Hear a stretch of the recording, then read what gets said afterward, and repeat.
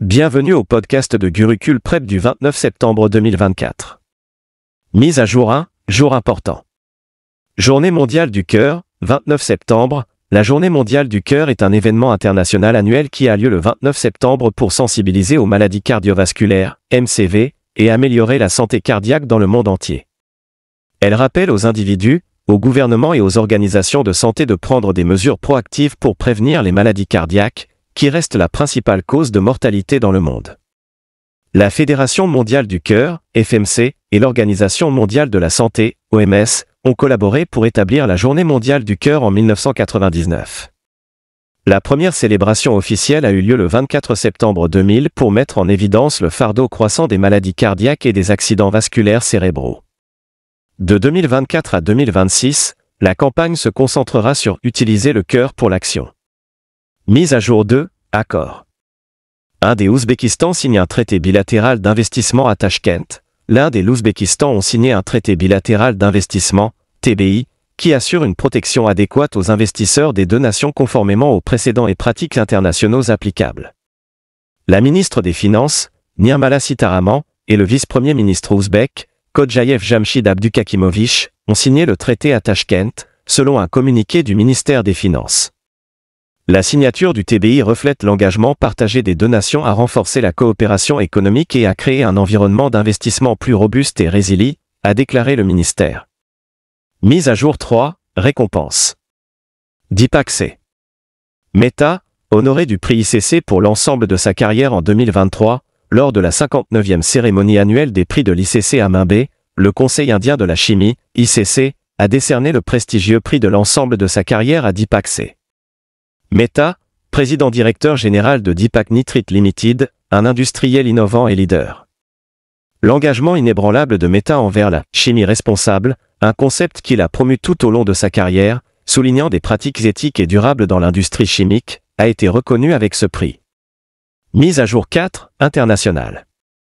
L'Inde élue au comité directeur du réseau Globe, l'Inde a été choisie pour faire partie du comité directeur du réseau Globe lors de la session plénière à Pékin, après une procédure de vote en plusieurs étapes.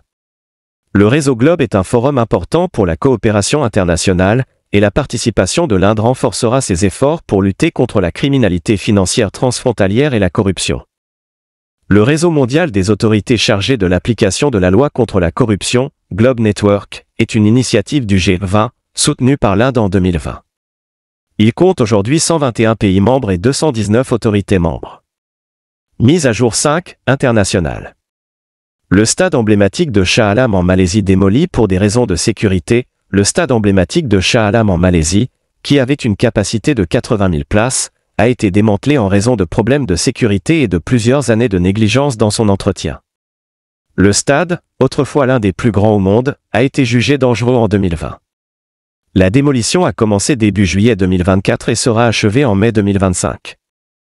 Le complexe sportif de Shah Alam, KSSA, remplacera le stade, qui a accueilli des événements majeurs tels que les Jeux SEA de 2017 et des concerts de Bon Jovi, Deep Purple et Maroon 5. La nouvelle installation, avec une capacité de 35 000 à 45 000 places, se concentrera principalement sur les matchs de football. Mise à jour 6, internationale. Shigeru Ishiba, futur Premier ministre du Japon, Shigeru Ishiba, ancien ministre de la Défense et chef du Parti libéral-démocrate, PLD, a été élu prochain Premier ministre du Japon, succédant à Fumio Kishida. Les élections ont été marquées par une course serrée entre Ishiba et la nationaliste Sanae Takeshi lors d'un second tour, résultant en l'une des élections les plus imprévisibles depuis des décennies. Ishiba, 67 ans, est un législateur chevronné, ancien ministre de la Défense et leader du PLD, et a largement travaillé sur les questions de sécurité et la revitalisation des communautés rurales du pays. Mise à jour 7, divers. Dwayne Bravo annonce sa retraite de tous les formats de cricket. Dwayne Bravo, le grand joueur polyvalent des Antilles, a annoncé sa retraite de tous les formats de cricket après que sa dernière saison de la Caribbean Premier League, CPL, a été écourtée en raison d'une blessure.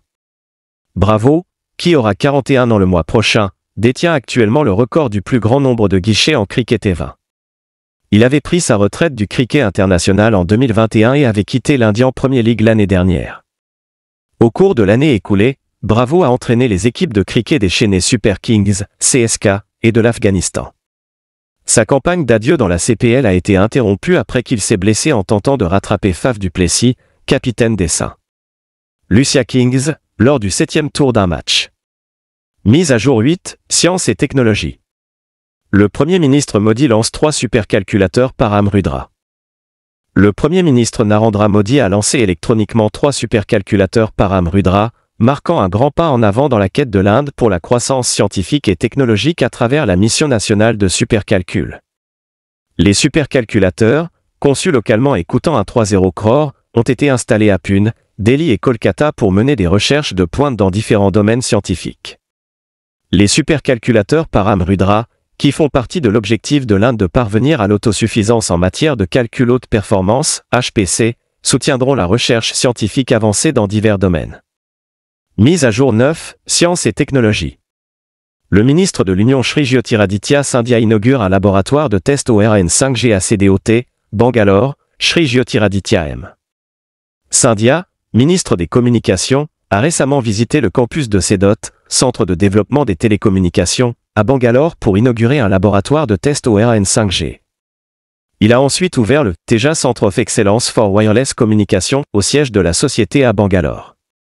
Il a également dévoilé une radio massive MIMO 32T32R conçue en interne, capable de fournir des vitesses de téléchargement de plus de 1 Gbps dans le spectre 5G de bande moyenne. Il a également assisté à un appel 5G utilisant une radio 5G basée sur ORN développée par CEDOT sur le campus de Bangalore. Mise à jour 10, sommet et conférences. L'Inde accueillera l'Assemblée mondiale de la normalisation des télécommunications, WTSA, à Delhi. L'Inde est prête à accueillir l'Assemblée mondiale de la normalisation des télécommunications, WTSA, en octobre 2024, un événement historique dans le domaine mondial des télécommunications qui sera le premier du genre à se tenir en Inde. En prévision de la WTSA 2024, le département des télécommunications, DOT, a lancé une série d'activités de sensibilisation dans les grandes villes comme Delhi, Bangalore et Hyderabad pour impliquer les étudiants et promouvoir des discussions sur l'avenir des communications mondiales. La WTSA 2024, prévue du 14 au 24 octobre à New Delhi, réunira des représentants de plus de 190 pays.